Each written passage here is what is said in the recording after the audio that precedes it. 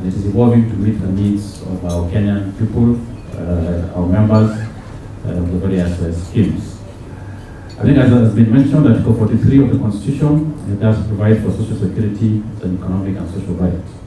It is therefore in our interests as government and as players to make sure that this right is availed to all citizens. And therefore, I support what CEO said about the need to emulate what we are seeing in countries like Mauritius, where we are providing not just pension, but broader needs for our elderly citizens.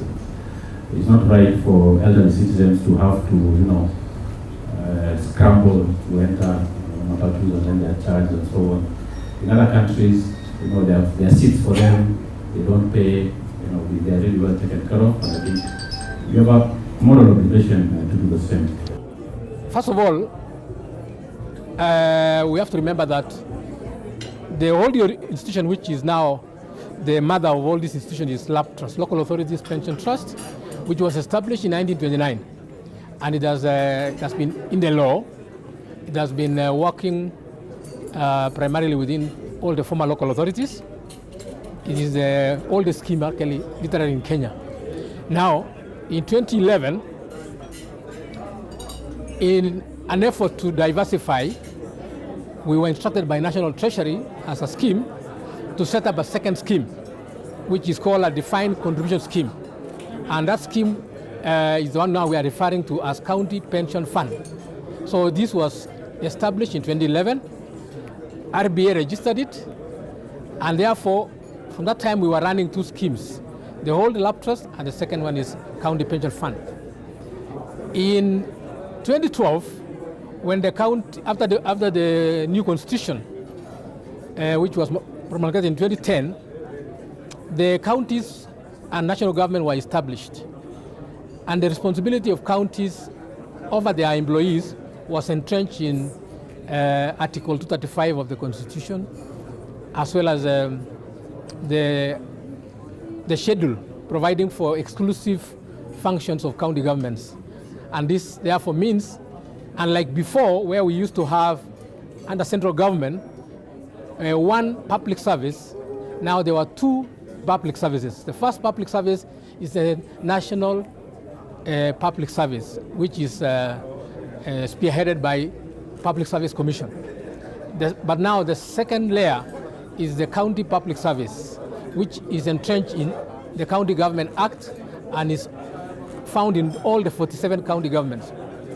Now this County Public Service is headed or run by a County Public Service Board, and they have been mandated to make all, they are the ones who create and establish county public services, as well as recruitment and other issues, discipline, as well as all things pension.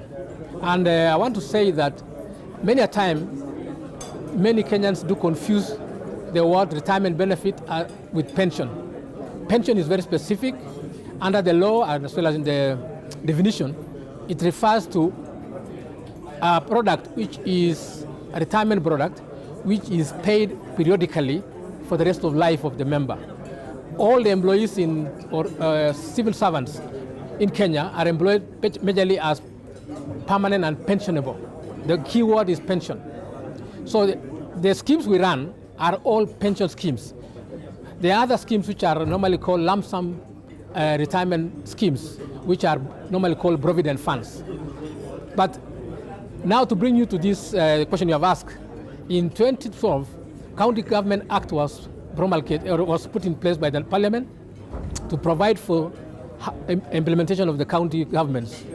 Inside there, in Section 132 of that Act, it provides that all employees of a county government shall subscribe to an existing pension scheme for former employees of local government.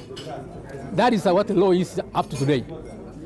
Pursuant to that, therefore, and having been asked to start the scheme, the National Treasury, in the letter authorizing the start of this county pension fund in 2011, specifically said that this is the scheme which is earmarked for future counties when they come into operation.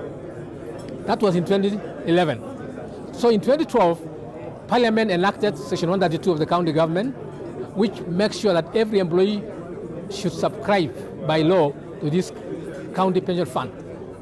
In 2013, the county government started operations after elections, and the counties engaged with all of us as stakeholders, and finally during the Manzoni meeting, comprising of county public service boards, council of governors, county assembly service boards, and workers' union, led by the Kenya County Government Workers' Union, were able to adopt what we call up to today under Council of Governors the Manzoni Declaration, where they adopted county pension fund as the scheme of choice for the employees as by the law established.